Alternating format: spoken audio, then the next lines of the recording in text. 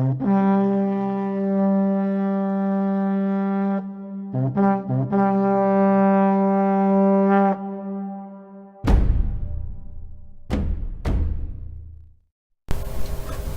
evening, everybody. Welcome to the Howling Report. So I know I've been out for a while, and as many of you have known, it's almost the end of the fall semester in your respective schools. So, but I have not been without keeping my eye out for things. So, so basically, last Saturday. So let's get down to the whole thing.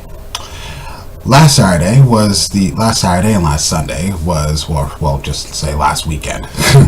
Last weekend was the Vigilus Weekender, which, as many of us know, is that during this time they were talking about the Vigilus campaign that was revealed. So, in which the Space Wolves came in around that time in the expansion Tooth and Claw. So, what we have discovered is that so far there's going to be a new campaign book. It's going to be the Vigilus campaign. They say it's going to operate is it's kind of like the old Forge World campaign books from way back. Like this, kind of like the Siege of Rax. They say this is going to be a series of campaign books. So basically it's like, and one of the interesting things is a thing that has been buzzing around the net so far is the campaign is going to introduce things called special detachments. Now, special detachments I'm going to say emphasis on operate like formations back in 7th edition. Now, the reason I say it's kind of is that they're trying to do is that they're trying to make it so that it's as balanced as possible. Now, as balanced as possible, there's one of the ways that they're trying to balance this is that they're trying to make these special detachments more narrative based than power based. And to have a special detachment, you're going to have to pay out command points to have them.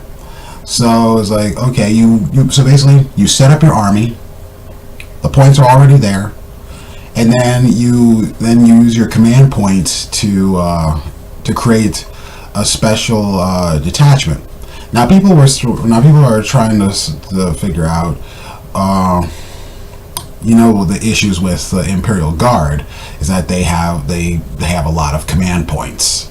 Well, personally for me, this is not in the rumors, but what it is that what they're going to try and do with Imperial Guard is that they're going to make their command points cost for detachments more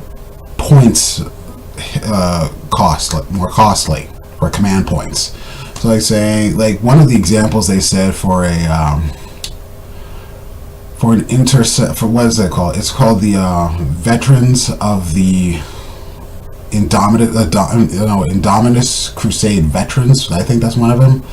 Is that it turns your intercessor squads into veterans. They get a special keyword, or what happens is that the special detachment effects can be placed on a certain detachment, but it only affects the models with a specific keyword. So you can have this on one thing, but it only affects your intercessors. What was it? One of the things they're talking about is mega stratagems, which are special stratagems that can affect your entire detachment. Like it can give your detachment or certain models in a detachment a keyword where they get a set of special rule buffs. And like I'm saying, they're trying to make this they're trying to make it as fluffy as possible without making it overpowering. Because I know all of you, and especially me, are kind of getting a little shaky because of what happened in 7th edition. When detachments started going all, when formations started running rampant and breaking the game. Because basically it revolved around flavor of the month, or flavor of, or like, no, it was, yeah, flavor of the month or flavor of the season. Because Space Wolves, they dominate most Space Wolf armies during 7th edition, dominated mostly because everyone ran a Thunderwolf and Wolf and Murder Pack list. Mostly it was the company of the Great Wolf detachment with a Wolf and Murder Pack of 3 or 4 units, and it broke the game. And it broke the game. The only army that had a decent, one of the few armies that had a decent chance was either Demons or Tau, and I think even Tau struggled. So basically, one of the things is that I like the concept of what they're trying to do. And they're like that sense of that, or them trying to balance it out. That's a good move that they can pull. And I know, and it's like they got to be careful though, because what could happen is that these formations could end up breaking the game. But so far they say that Space Marines are going to get several special detachments. But remember, this is going to be a series of campaign books revolving around the Vigilus revolving around the planet Vigilus.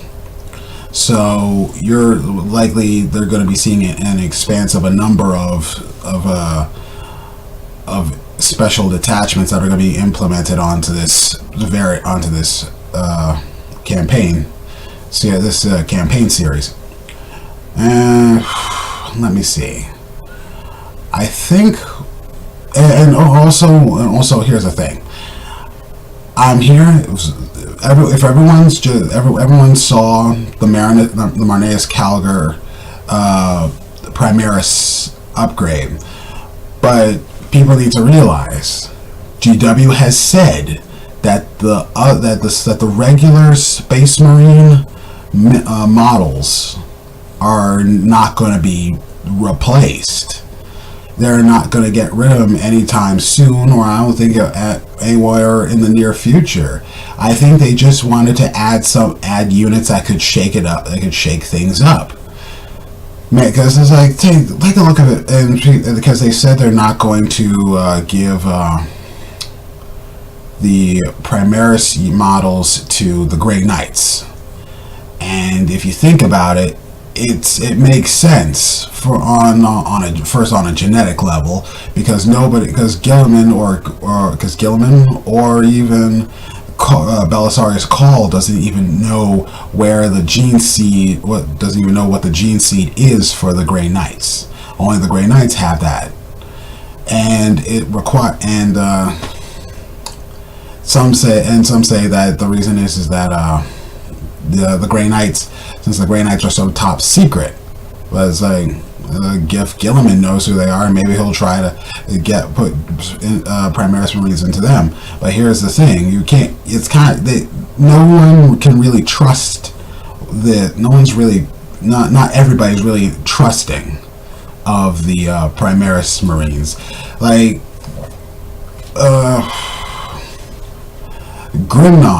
Logan Grimnar, he hasn't. He took in the Primaris Space Marines, but with caution. Even then, many of his Wolf Lords were kind of a little pissed that why are they taking them in? Because they're not born of Fenris. They're not going to be why are you doing this? And Grimnar had to use all of his commander skills to try and get them to kind of merge into the chapter. But also Grimnar is like, we gotta watch out. We gotta start thinking about what are the other chapters who've been given Primaris Space Marines. What about the Primaris Space Marine chapters that are entirely Primaris? So it kind of, so it's like I'm really liking the questions that are being kind of popping up, and I really like how they're gonna try and get into this story. So it's like, try and build it around. So guys, don't feel sad that your models that your models have that primary. Basically, what they're trying to do is that the Primaris Space Marines are new models. They're trying to flesh out the story a lot more. Just let them do it. They're not trying to replace your years. It's part of the story. So it's up to you. So have a good night. I hope you all enjoyed this report. Have fun.